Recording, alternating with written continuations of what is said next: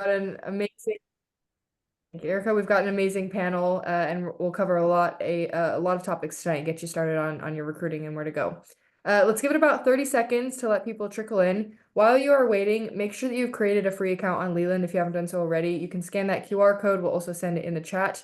Main reason for this is how we will get the recording to you after this. So make sure that you have that account in order to get the recording. We get a ton of questions on this. So again, if you want the recording after, make sure that you've created a free account on Leland through that link that we will send in the chat right now. Okay, awesome. We've got quite a group of people here excited to get started. Quick logistics, if this is your first Leland event, so feel free to ask questions in the chat as they come up. We will get to them, as many of them as possible. We've also selected the most frequently asked questions and those that we feel are the most important to you, and we'll go through that with the panel. But if you have any other questions that come up, feel free to use the chat. There's quite a few of you here tonight, so just be respectful and supportive to other folks on the call. We're all going through this process together. And then once again, if you would like access to the recording, make sure that you have created a free account.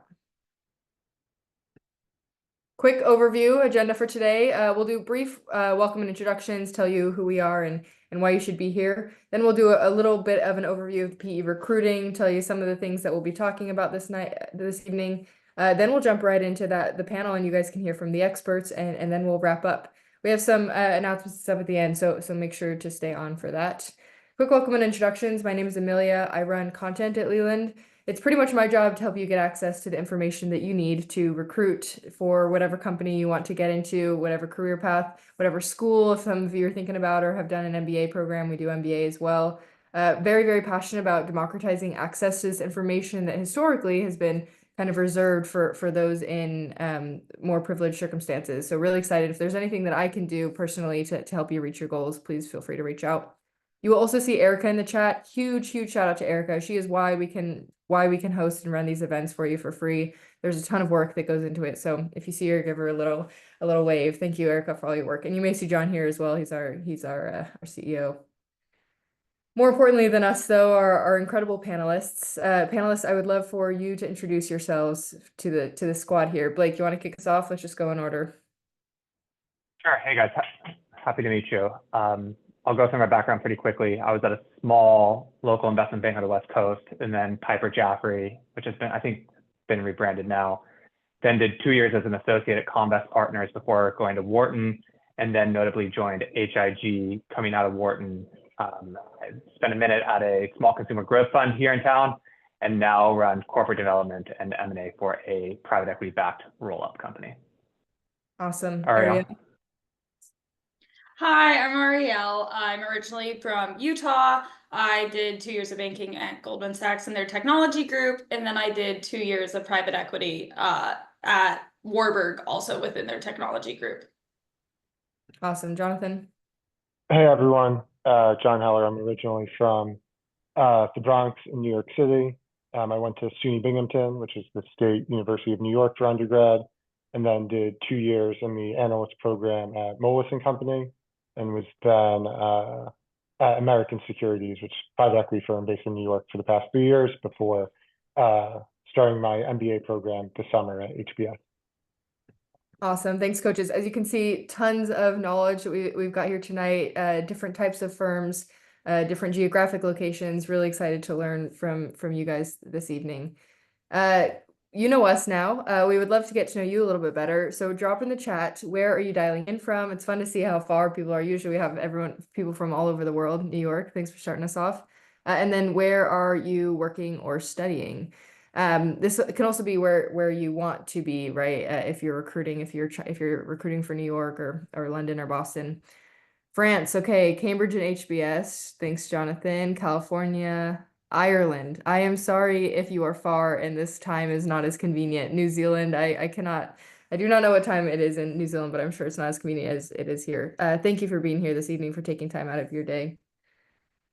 Let's get started. So if this is your first Leland event, want to just tell you a little bit about who we are and what we do. So we are pretty much the one-stop shop to help you reach your goals, whatever that goal may be. We have a ton of different resources and ways to help you do that. So we do one-on-one coaching. You can work one-on-one with any of the coaches on this panel or the 800 others that are on Leland. This is incredibly, incredibly powerful. I am a coach. I have been coached. Seeing the impact that some like personalized mentor can have on your life has just been a true joy to witness as part of this company. We also do live cohort-based courses, including private equity boot camps that kind of take you from 0 to 100 of everything that you need to know to get your foundations covered. We bring in some of Leland's top coaches. You go through a curriculum and you're with other people that are recruiting in similar stages as you. So it's kind of a fun way to build your network and learn everything that you need to know. If you're signed up for Leland, you should get announcements about when we run those.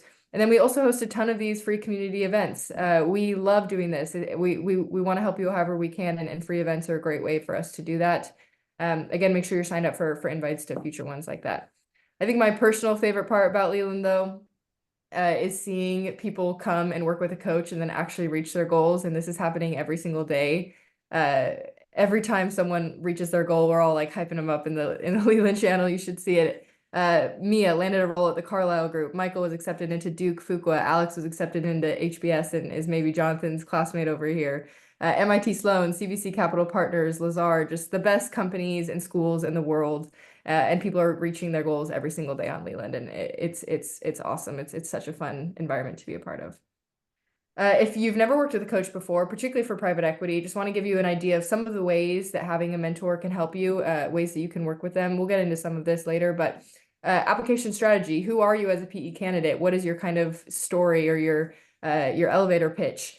A resume review, super important. Networking support, also very important. We'll get into this, the difference between headhunters and going through a different route. Case study or financial modeling prep, the technical skills, behavioral interviews, or you can have a coach walk you through every single part of the process from end to end, which is really, really powerful. So just some of the ways that people are working with a coach for their private equity prep right now. If you're not sure which one of these two is best for you, book a free strategy call. We'll talk you through your options, your budget, your background, what you're looking for, and we'll actually personally match you to a coach on Leland. Okay, let's do a quick overview of recruiting, some of the things that you should be thinking about as you're getting started, but we'll move really quickly into the panel because I want you guys to get the most out of that one. Some things to actually think about. So there's different ways to get recruited, whether it's through a headhunter or this like kind of coffee chat funnel. As you're going through this, and it will depend to it. Are you? Oh, we got someone coming off mute. Yes. Erica, can you mute people? Make sure you're on mute if you're not talking, please. Thank you. Are you recruiting from business school, college? Are you an experienced hire? What's your route into private equity? That will differ. That will change which one of these buckets you'll fit into. So something to think about. Other thing to think about, are you on cycle or off cycle? And again, this is related to what type of candidate that you are. On cycle just kicked off too. So you're here at the right time and should be thinking about these at the right time. Types of firms. I think this is you should, or if you're recruiting this cycle, this is something that you should be pretty well accustomed to. But think about what kind of funds you want to recruit for. Do you want that middle market? Do you want a growth private equity fund? Do you want a mega fund? What type of fund do you want to be involved in? Do you have a specialty within that, healthcare or tech or something else? Is there an industry that you care about being involved in? Geography, also very important. And then investment strategy. These are other things to be thinking about as you're narrowing down the list of your target firms. Okay, I'm ready to stop talking and ready to get our panelists' expertise. Coaches, I'm going to start with, I would love to hear for this question from each of you on what your personal recruitment process looked like into this. Blake, you want to kick us off? Sure. So I went through the process twice, both coming out of investment banking at Piper and then also coming out of an MBA looking for a post-MBA role.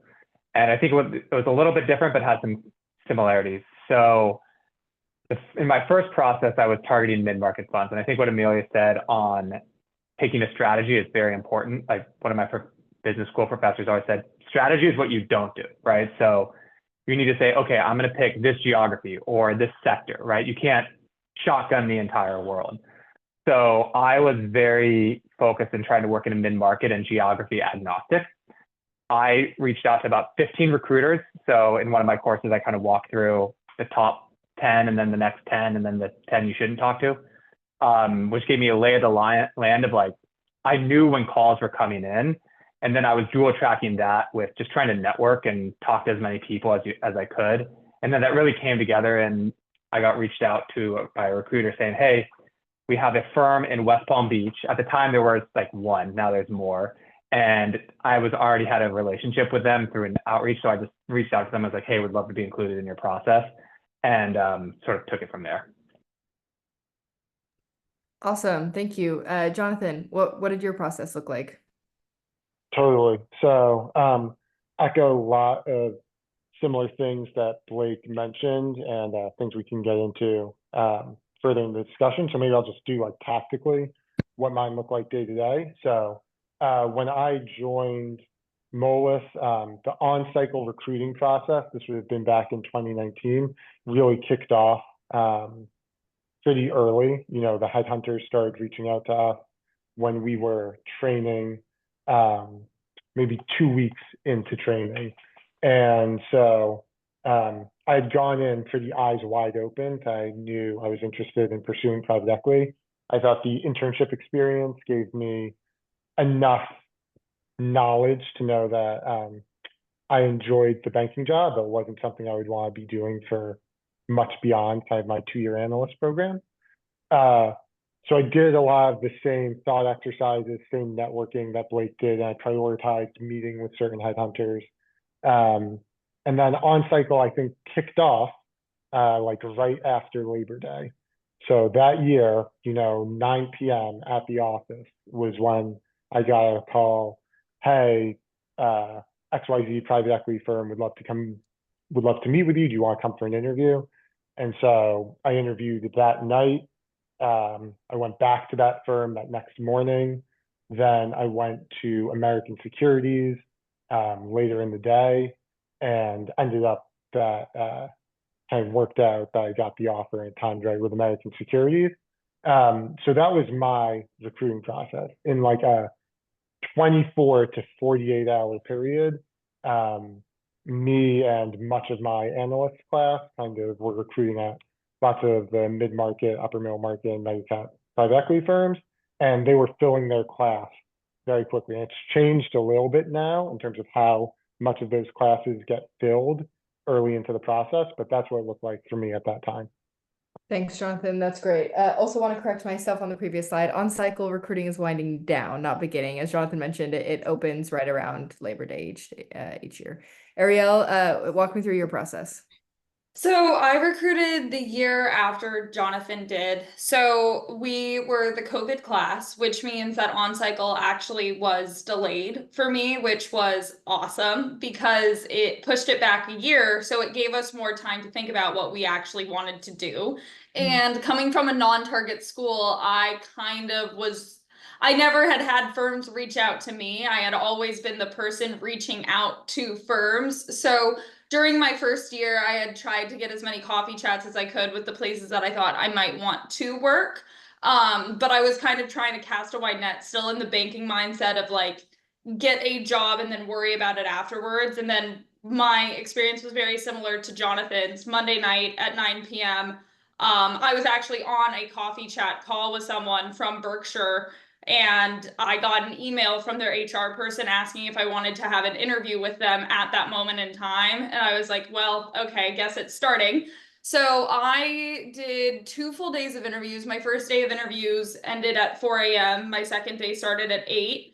And then my second day ended at midnight. My third day started at 8 a.m. again. I ended up with 2 exploding offers, and Warburg was the last firm that I interviewed with. They did an abridged process for me, which was only 3 hours long, inclusive of a model test. And then once I got their offer, it wasn't exploding, but I pretty much knew once I saw their offer letter that that's where I was going to go for. So within 3 days, I had my offer, and then I'd say my analyst class with by Friday had all gotten their private equity jobs. But that's not to say that if you don't do on cycle, you're not going to get it. The people that decided to opt it out still ended up at great places, just their processes tend to be a little bit longer.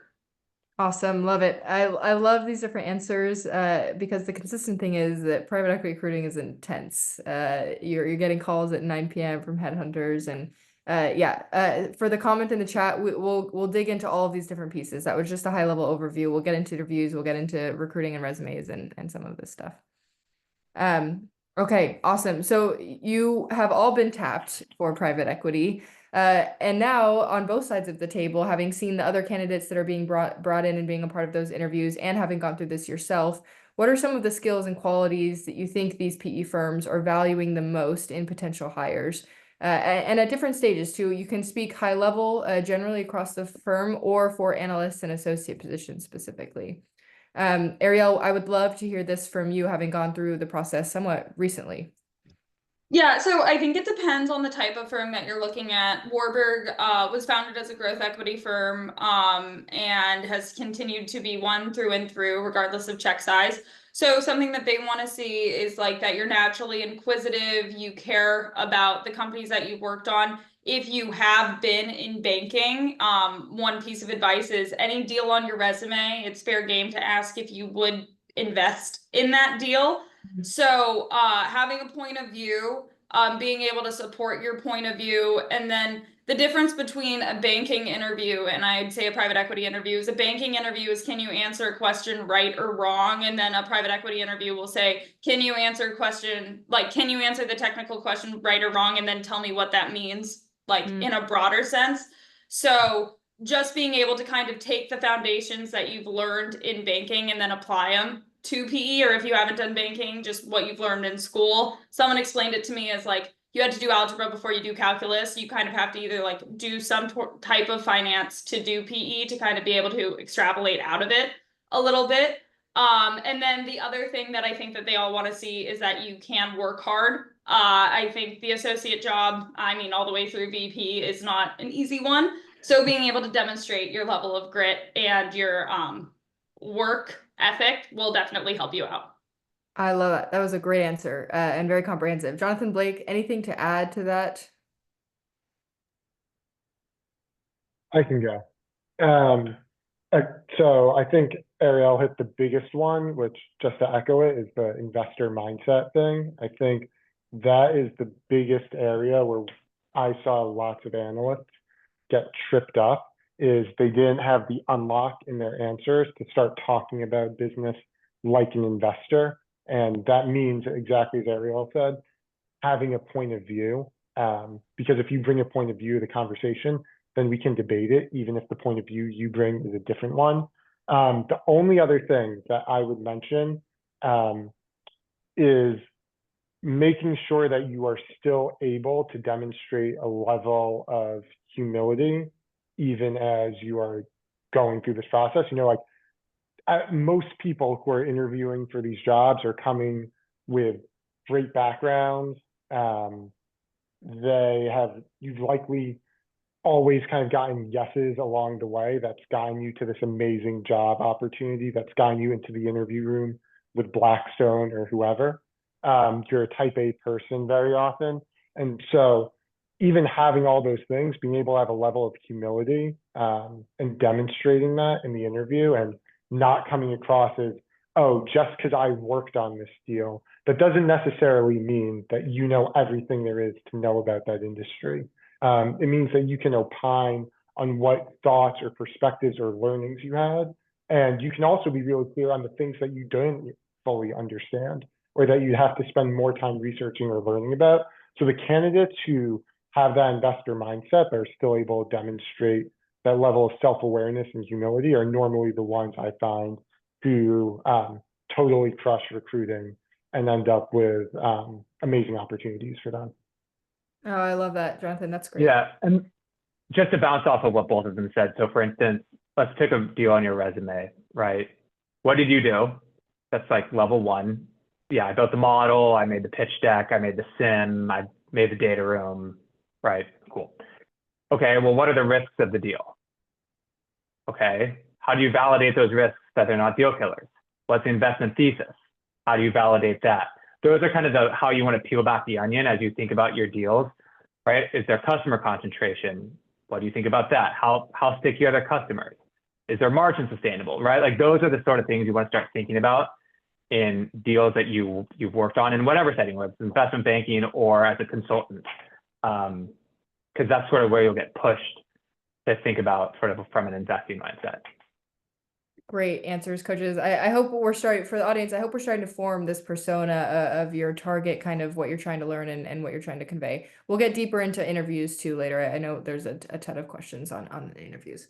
Okay, Blake, I want to bring this one back to you actually. How do you recommend clients Yeah. begin this process and maybe speak to like the different entry points that people go into private equity?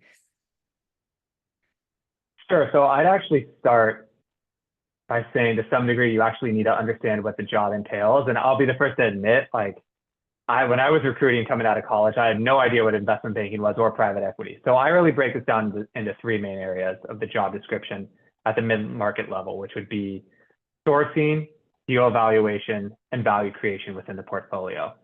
So I think as I thought about recruiting, you should think about what mix you want in each, right? Like some firms do a ton of sourcing. I'm not really a cold caller. That's just not my DNA as much. I was more interested in like a value creation side. And then I frankly leveraged my college, the .edu address and just tried to find anyone just to talk to them to just understand, hey, what do you do? How does your firm think? How do you guys maybe think about the world differently, right? Like at the end of the day, there's a lot of firms out there that are very similar, but they try to think a little bit differently to sort of have an edge. And you'll find that each of them, just in talking to them, think just a little bit differently, which then feeds into how you should be speaking to them from an investing mindset if you go through that recruiting process. I love it. So how much time, if you can give me some idea of a timeline, how early should people start thinking about the type of firm that they want to recruit for? I would say I started pretty early. So I was at a small mid-market bank, so I didn't do on-cycle recruiting. So I probably spent a year just trying to like feel out the market and understand what was out there and just frankly, just get ready. Because I think what you're hearing from both Jonathan and Arielle and myself is you don't want to be trying to cram the night before the test. So I spent a lot of time like tinkering with LBOs. So when that take-home case came, like I was ready for it. Yeah. I love that. It gives a little bit of an idea that you should be thinking about this early. Like this is something that you want to invest in and over. And it's not overnight. I know on cycle can't happen and it can be overnight, but like I know a lot of peers that took them a year plus, and it's just a lot of calls and a lot of just kind of being ready and thinking about it. So I went through this too in business schools, and I'm sure my colleagues here did too, where like you see some folks get the on cycle offers early and you're like, oh my God, I don't have an offer. But I know kids that were getting offers the day before they graduated. Cool. Arielle, I would love to hear your perspective on this too, particularly from coming from a non-target school. Like is the first thing we know what firms we want that we're interested in. What's the next step? Is it talking to people? Is it trying to find headhunters? What did you do after you kind of knew what your target was? Yeah, so someone gave me really good advice going into banking, which was, especially at a place like Goldman, was try to work on the deals that no one else wants to work on, because then you get actual responsibility. So most of my deals were on the smaller side for Goldman, but I was the only analyst slash the associate, like slash the VP on some of them. And it gave me a lot more insight into what those deals actually were and how those deals actually work and what that would mean from the buy side. So I was on 2 growth deals. I was on a large like merger of equals. I was on a take private and all of this stuff. And from the banking side, that was kind of the first way I got to source what type of firms I'd want to work at. And you see through the data requests that the private equity firms send over, like what they're going to do, and you can kind of back into it. You spend time on the other side of the phone and you see how those firms are asking their diligence questions. What are they leaning into? Is this a financial engineering play where they're just going to put a bunch of debt on it and kind of pay that down with growth? Like, how many times are they going to cut the customer data cube and like redo this whole thing again? So that was kind of how I started thinking about it. And then where I made my biggest mistake is I didn't think about what if firms actually wanted to hire me. I was kind of always in sales mode. So then when I was getting offers and getting reach outs, I was like, oh, I've never actually had to force rank these firms before, because I never thought these firms would actually reach out to me a day in my life. So I think having that idea of where you want to end up, and I'm so happy I ended up at Warburg and it was a great experience, but probably putting a little bit more forethought into, okay, in a perfect world, if it's Monday night at 9 p.m. and I get interview invites from KKR, Silver Lake, Warburg, GA, and somewhere else, who am I going to take because those spots might fill up that night, is not the worst mental exercise to go through. Yeah, that's great. Great advice, coaches. Okay, I want to start getting into the interviews because I think this is the area where a lot of people have the most anxiety around. Jonathan, let me go to you first. And this is a broad question, so you can take it, you can focus on the technical or the case or the behavioral, whatever direction you want to go to. Okay, totally. So the biggest thing is to start building LBO models, because once you do that, you get to understand how this whole private equity business actually works. Like once you start playing around with it in Excel, you will start having a much better fundamental understanding of the things that become important for a private equity firm. And then that allows you to have a much more thoughtful conversation in your interview. So very tactically, like what I would recommend is pick a day for you. It might be Wednesdays at 9 p.m. when you know your office isn't that busy. It might be Sundays at 8 a.m. But what I did is I picked an LBO model. If you work with a coach, a lot of them might have good example model tests for you to use. There's others that are totally available online for you to go and find. If you're at a bank, you could ask some fellow analysts. Sometimes some groups have example model tests saved down on the drive somewhere. But essentially, what you should go and try and do is first, can I go and build this LBO model from this template in 3 hours, looking at the answer key? And then can I try and do it in 3 hours without looking at the answer key? And then can I try and do it in 2 hours? And then if I were to just take a screenshot of the assumptions and paste them into a Word doc and PDF it, could I open up a blank Excel with that screenshot of PDF and build an LBO from scratch in 3 hours, looking at the answer key again, because you may need it? And then can I do it in 3 hours without looking at the answer key? And when you get to the point that you can do it in 2 hours with a blank Excel and just a PDF screenshot assumptions, you will be at a point where you have such a good fundamental understanding of the Excel, like how LBO mechanics, that when you move on to thinking about a business or how to do a paper LBO or how to talk about an investment, you've already developed like this really great muscle memory. And so for me, that process was doing it like once a weekend for several weeks, almost a couple months. For some of you, that might be trying to repeat that process every other day until you get there. And because you're doing the same model test every time on that initial go round, you'll just naturally get faster because you'll remember some of the steps. And so if you could find one that's like that good baseline for you, that is the most important thing, I would say. And then everything else is like layers that build on that, but that will be your fundamental baseline. That's great, and super, super tactical. Like you mentioned too, I think this is something that gets a lot easier if you do have a coach that's kind of guiding you and helping you find the right LBOs to run through, and like correcting you and providing you feedback where you may miss things. Something where I would highly recommend working with a coach.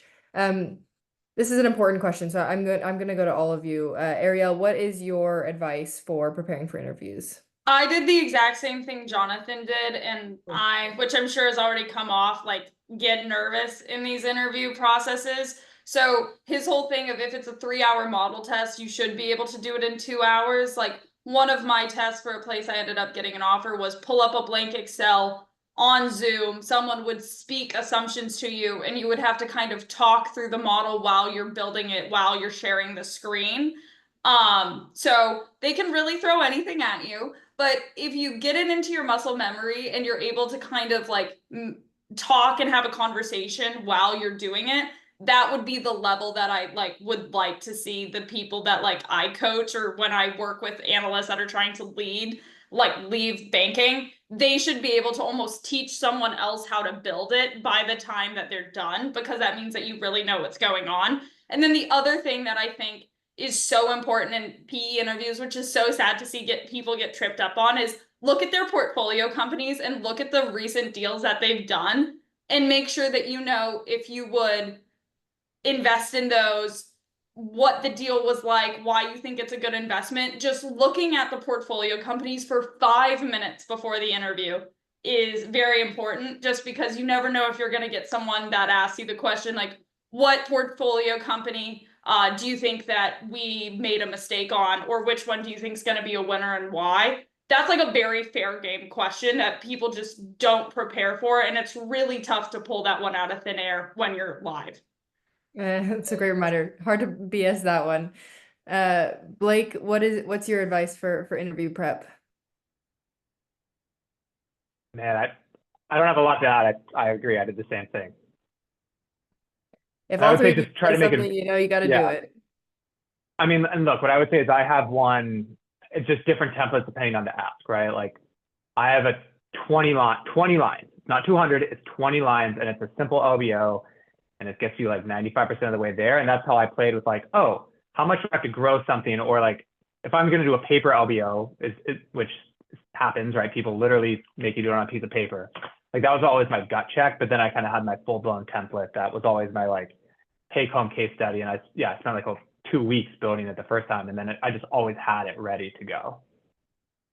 To what extent, coaches, do you feel like cultural fit played a role in your hiring, or was it pure, I have my technical skills down, I've done things in investment banking in my past experience, like I'm very qualified for the role and I am a competent human being at this.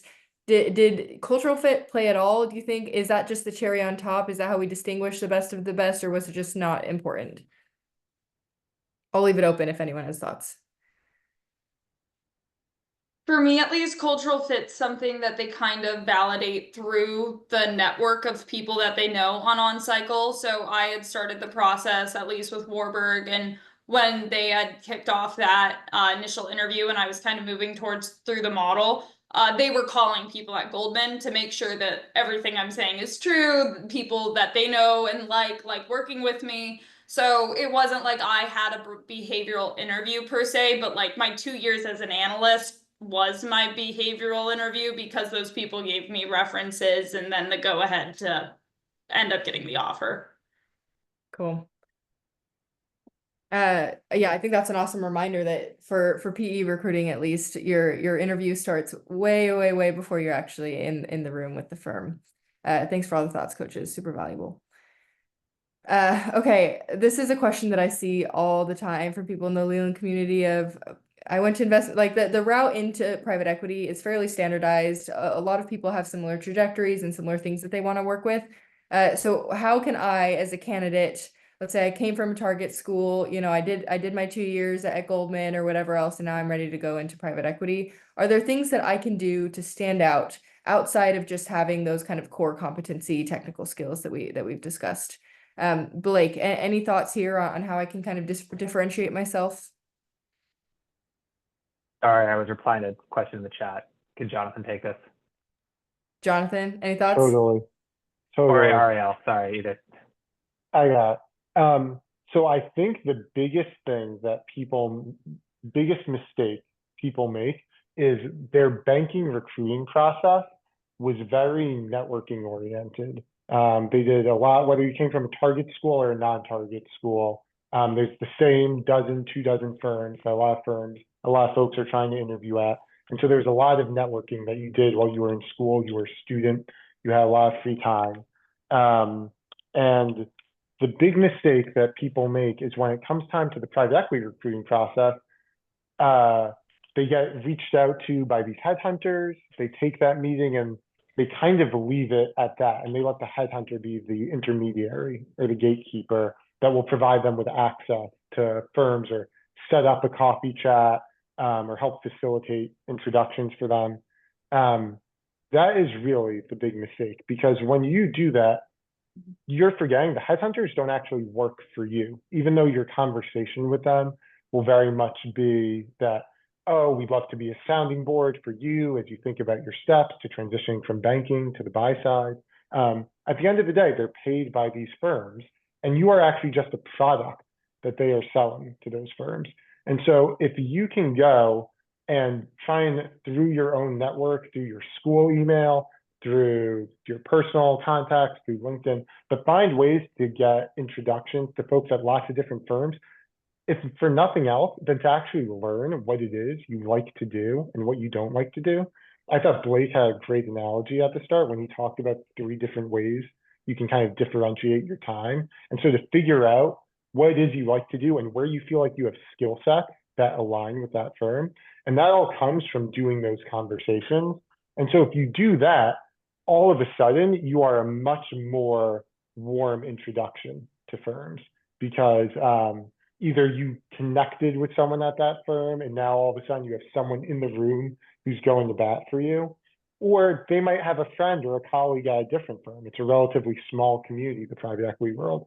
And so if you had a great connection with someone, they might say, oh, even though we're not hiring anymore for our 2026 class, I'd love for you to get in touch with my old friend. The only final point is you also shouldn't limit yourself just to private equity professionals. Like if you have folks in your network who work at a private credit firm and they went to your school, or they work at a law firm and do M&A law, those folks know lots of different people in the private equity community.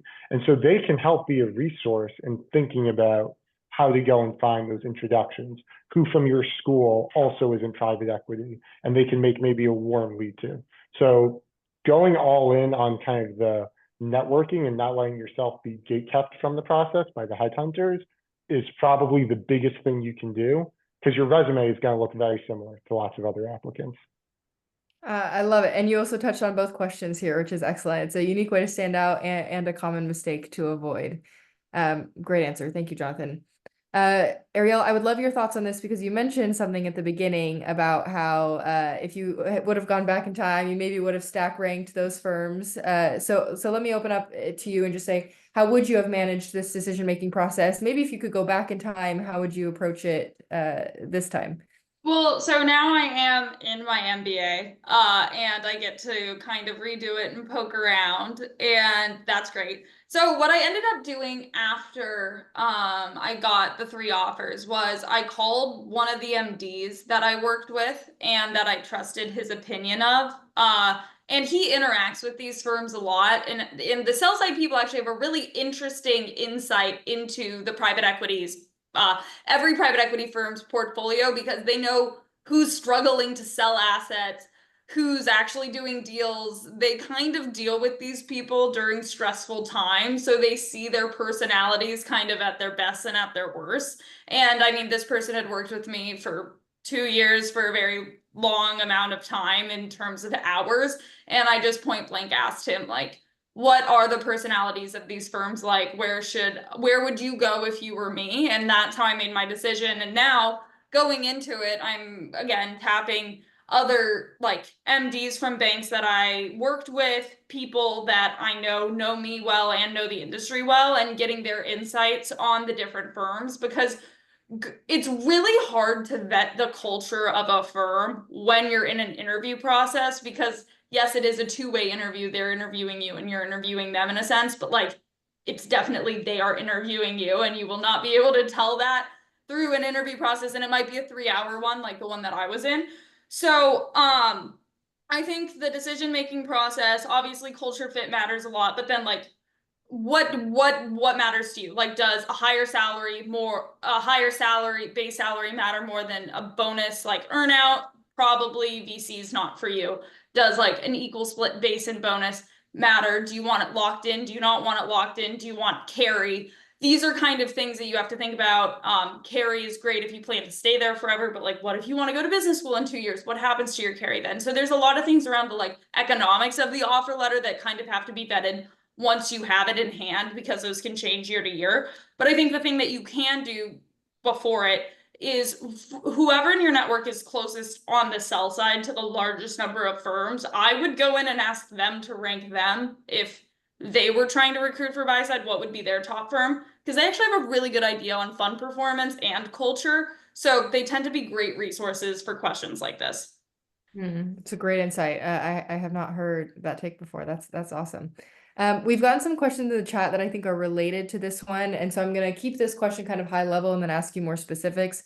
Generally, point of this question is how can people here best kind of use the resources of a coach, of someone that's in this world to recruit effectively and land this offer? We've gotten a couple of questions from people that are pivoting into PE. It looks like we have a decent number of members in the audience that maybe didn't do the traditional 2 years in banking. Okay, now I'm ready to pivot. So maybe if one of you could speak to how you've helped clients prepare for PE recruiting that maybe did not go the traditional route, and where you found where you were the most helpful to them, that would be helpful. But then just generally, how have you helped people recruit for PE? Jonathan, let me bring this to you first. Sure. So I'll talk about a client from a Big Four accounting background who is working in the advisory kind of consulting M&A advisory space. So the big thing is if you're not coming from the banking background, so to take a step back, when Arielle and Blake and I were talking about the headhunter introductions, a lot of times if you're an investment banking analyst and that's on your LinkedIn, the headhunters will reach out to you. They'll get a list of the analysts who are in the Goldman Sachs financial institutions group from a former analyst, and they'll send an email to all of them. When you don't have that background, you have to go and one, connect with firms independently, and then two, connect with headhunters independently. So the first thing that we'll often do is figure out like what is your networking strategy and approach going to be. And the big thing here is to think about building your network before you need it.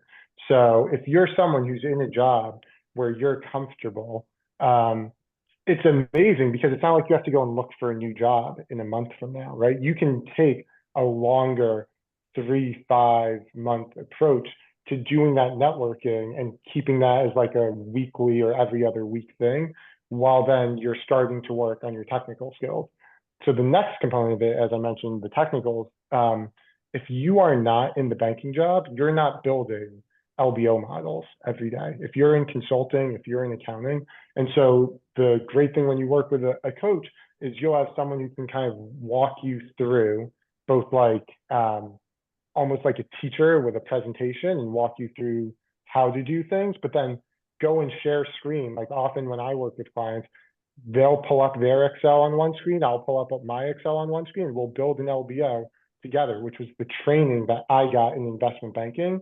But if you're not from an investment banking background, you won't have that training. So we try and go and deliver that one-on-one directly to you.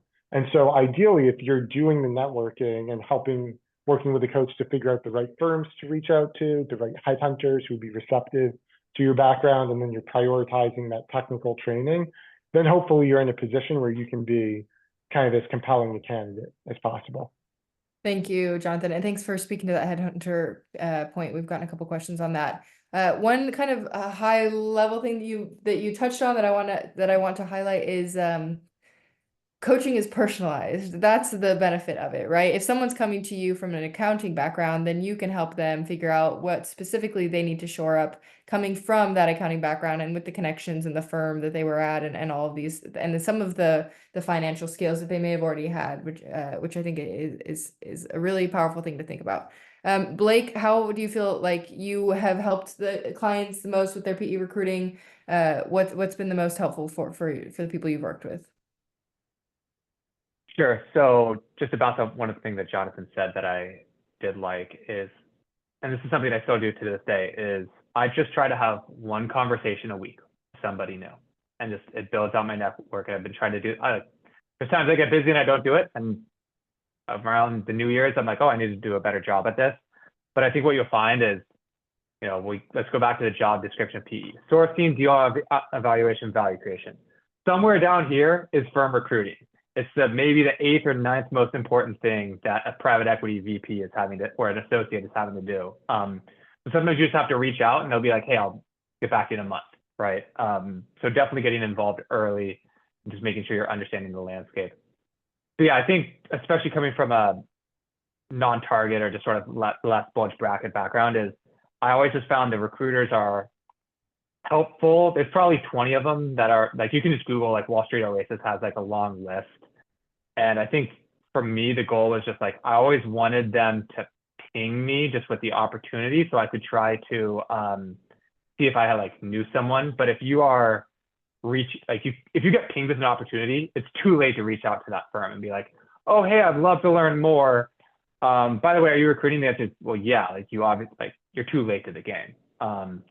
But that's a little bit off topic to what I think what we're saying in terms of, yeah, just trying to build sort of a networking strategy and starting it early that you can kind of do on a week in, week out basis as really like something you're doing at night or just carving out an hour or two a week during the day and then kind of working on those technical skills at night. Awesome. Great insight. Arielle, I'm going to ask you a slightly different question that we got in the chat. MBA/master's degree, recruiting for this, from this. Can you talk a little bit about what that processes look like and how someone that maybe wants to go an MBA and use it to then pivot into PE, how they can best take advantage of that time? Yeah, I think that there are a bunch of ways too. There are a lot of people in my class that are currently going through this. There are MBA internships at plenty of firms. And I think the first thing to do, regardless of like when you're trying to pivot, is finding people with similar backgrounds to you that have done it and talking to them. It might not be the exact same, but those people do tend to have better insights and more empathy towards where you're coming from. But the one thing that you have to do before reaching out is just make sure that your resume and your story is perfect, or not perfect, but ready to send. Because if you get a response, you want to be able to follow up with your resume. You want to be able to have that phone call, and you want your story to be cohesive. And maybe if there's an interview, the same one that you say in that interview process. So some advice that we get at Wharton is within your first 2 months, you get your resume signed off on by the school, and then you start crafting your story, and then you start doing reach outs just to make sure that there isn't any fumbles or missteps, because every time you talk with a person from a firm, like that kind of counts as an interview and you are showing yourself to them. So it's just being polished at every single step. And using the MBA to pivot, I think is still a good opportunity. It's become a little bit more competitive. In previous years, like 4 years ago, Wharton's pre-MBA that were involved in private equity was like 5%. Now it's 25%, and people continue to go back into it. But where you can still have a leg up is the fact that most of the MBA interns at private equity firms aren't people that did PE beforehand. So really all you need to do is land an internship, and then you're good to go. And that's something that everyone's capable of doing. It's the same prep as on cycle, but you have a more structured process and a more drawn out process. So it is possible. It's still more competitive, but it's a great way to pivot. You can take classes in it. You can speak to what about your MBA has allowed you to take this new change in your journey. And I think it's a great option. Super helpful. Thank you for your thoughts. Okay, just a couple more questions.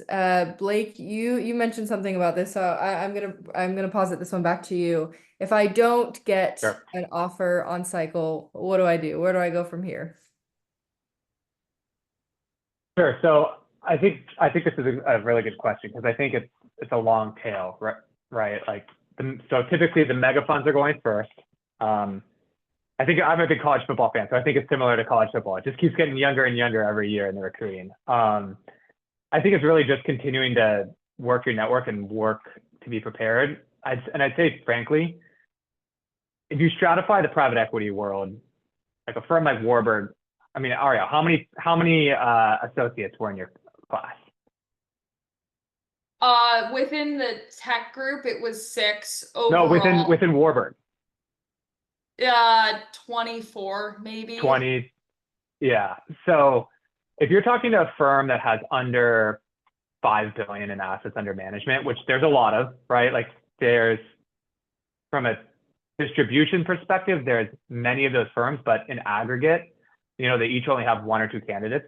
A lot of them don't know if they need someone until the one person who is matriculating out, till they've had that conversation and they've said, like, Adam, are you going to go, do you want to get an MBA? Do you want to do a 3rd year with us? Do you hate private equity after 2 years and never want to do it again? And they're having that conversation in May. And then that individual is like, hey, I'm actually done with private equity. And then in June, they're saying, oh my God, we need another analyst an associate to start in 1 month. So there is this real long tail and more immediate start, or 6-9 months out, where the smaller firms are they just don't know their headcount a year and a half out the way that the larger funds do. Awesome. So I guess that's a long way of saying keep at it. I love the go to the smaller firms too. I think that's a good strategic approach. That was a great answer. Anything to add, Arielle, Jonathan, on this one? Yeah, I think that was great. Okay, for the last one, going to again keep it kind of purposefully broad. The last tip that you have for people, and this can be kind of a doubling down on something that we've already discussed. It could be something that we haven't had the time to discuss this evening. If there's something that you want to that you want the audience to walk away from tonight with, what would it be? Arielle, kick us off. One of the best pieces of advice I got for recruiting for anything in finance is you never know who you're gonna get, and sometimes people just have bad days, so you should be prepared for everything and treat your resume kind of like a study guide or a syllabus that anything you put on it then is fair game. So if you don't feel 100% that you could give a minute explanation on each bullet point or something behind it, take it off. Like, it doesn't matter if it makes you look better or you think it's super impressive. If they press on it and you can't answer it, that's way worse than just taking it off. The biggest deals I worked on at Goldman, I wasn't doing anything important on it. Like, I have a deal toy from it, but I planned the closing dinner. Like, those did not make it on my resume because I would not know how to speak about them intelligently.